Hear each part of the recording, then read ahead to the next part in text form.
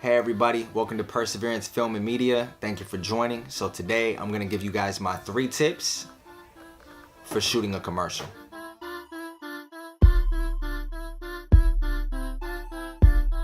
Okay, so number 1, double check your shots and get plenty of footage. Okay, so double check your shots and get plenty of footage. It's better to have too much footage than too little footage, for sure. Get different angles, get tight shots, get wide shots. So most professional grade commercial shoots are gonna be shot on more than one camera. They're gonna have tight shots, they're gonna have wide shots, they're gonna have different angles. However, a lot of the time, freelance videographers like yourselves may only have one camera. Now I have an A camera and a B camera, and I also have a C camera because I do weddings. But a lot of the stuff I shoot for commercials is gonna be in 4K. Now I only have one 4K camera. So I'm not just gonna put a Canon in one spot unless the lighting's really great, and then my GH5 in another shot, and use both of those shots if I'm doing a professional grade video, especially if it's for a bigger company. So for me, if I wanna get the high quality 4K footage, I'm gonna have to do separate shots and make them look as fluent as I can, as if it was shot on 2 separate cameras. That way I can get both shots from 4K. I can get a wide shot, I can get a tight shot. I know a lot of you guys out there probably struggle from the same situation. You probably have one camera, so you're gonna need to use this technique. Move from there. Tip number 2,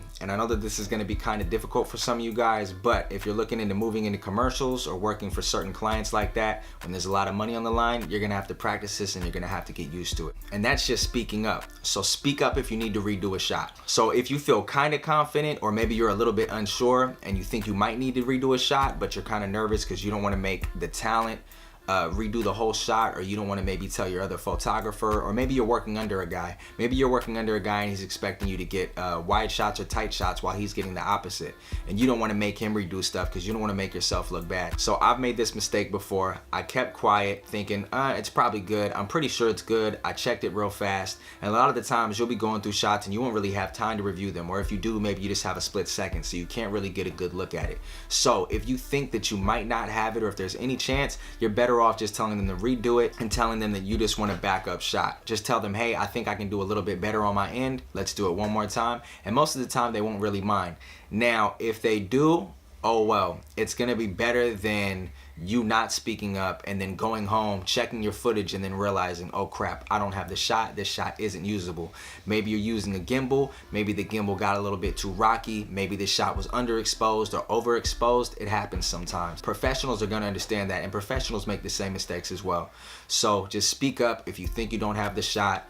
Open your mouth, redo it, and you will thank yourself later. Trust me. I've made this mistake before on big shoots where there was a lot on the line. So yeah, maybe there's talent on the line, some actors, maybe you know, it might be a little bit annoying or whatnot to ask them to redo the shot, but it's better to be a little bit aggressive and get the shot than to be quiet and realize later that you don't have a workable shot, and then you're kind of screwed. So don't do that. I'm telling you right now. My 3rd tip to shooting a commercial. Some of these tips I'm giving you are gonna apply more so for a commercial, or where there's acting involved, where there's talent involved and they're doing a scene. Because for music videos, you're just getting a bunch of stuff compiled together unless you're doing B-roll, and it's very important to the story. But if you're shooting a commercial, more likely than not, there's a script that some actors are gonna follow along to. You're gonna need to make sure that you get that shot right. Tip number 3, bring a large reference monitor or a laptop. Now I actually have a 7-inch reference monitor for my GH5, and I don't always use it, but most of the time when I'm using a gimbal I do. But even so, on this 7-inch monitor, sometimes it's kind of hard to tell if the shot's perfect. You can't always see if there's gimbal jitter, if maybe it got a little bit too shaky if you are using a gimbal, or just for any other type of shot like that. But I've noticed that for gimbals, on my small screen, I thought that a shot looked perfect. Go home, put it on the laptop, it's super shaky, and even a stabilizer won't really help it.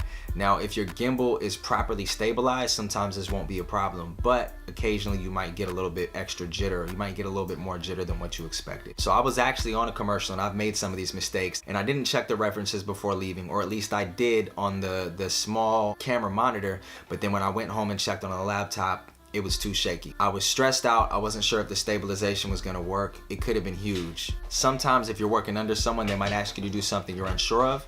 I know I've been on a job before where I was asked, we were in a big hurry doing a shoot, and I was asked to put a microphone on my camera, on my gimbal, on my Ronin, and I was worried it was gonna knock it off balance a little bit too much to get the shot that we needed. I put it on and this actually popped up. It was a little bit shakier than I expected because I had the microphone on there. So I get home, I check the footage, and I'm like, crap. It's not good. It's a little bit too shaky. I wasn't sure if it was workable. Luckily, we were able to throw a stabilizer on it in post and fix it up. It wasn't perfect, but it was passable. So since that day, I've made sure that I bring my laptop with me at all times. So at the end of the day, before I leave a shoot, before the talent leaves, if it's a necessary shot, it's very important. Say it's for a commercial, it's a one-time thing. In my case, I've done a shot where there was about 20 people in one shot for this commercial, and we're panning out to reveal them. Now, we can't get all those people back together again. Some of those people might have been paid to come out. It may have been inconvenient for them. They may not be able to come out for another week or however long to get all these people together. All of this came together specifically for this commercial. So if we wouldn't have pulled this shot off and it wouldn't have been workable, we would have been in big trouble. So since then, I bring my laptop. Now, if I need a big screen, I can pop the chip out, put it in my laptop, check the footage if it's vitally important, make sure we have the shot, especially if that shot needs to be used in the overall plan and layout of the video. We can do it like that. Plug it in, check the shot. If it's good, it's good. If it's not, say, hey, something was a little bit off. I think we can do a little bit better. Plug that shit back in and get the shot that you need. This is gonna be huge. Like I said, it's better off to be a little bit annoying and effective than to be quiet and not get your shot. Don't let that happen to you. So there's a few little tips for you guys. I hope they helped. I know they may kind of seem like common sense, but if I would have saw a video like this right before a big shoot of mine, I probably would have took it into consideration and brought my laptop and checked that footage before taking off. Make sure you have all your P's and Q's, you cross your T's and I's or whatever the hell that saying is. Double check, especially if it's for a big job, because a lot of those connections can sometimes get you bigger jobs down the road, and you don't want to mess it up with a good client who may have more connections. Okay, everybody, so those are my 3 tips for shooting a commercial. I hope they helped you out. Thank you guys for watching. If you liked the video or if it helped you at all, please subscribe down below. I really appreciate the feedback. If you have any questions, feel free to leave them down in the comments. There's a lot more content to come. I have about 3 videos that are about to be released from a well-known artist I shot for in Colorado. Those are gonna be dropping soon. Some of the videos are going to be dropped on the Threat Culture YouTube channel, so check those out. I'll be uploading the links to those videos soon. I appreciate you guys watching. Please continue to do so. I wanna keep this as creative and motivational as possible. Those of you who are with me, let's do this thing together. Thank you for watching. Y'all have a good one.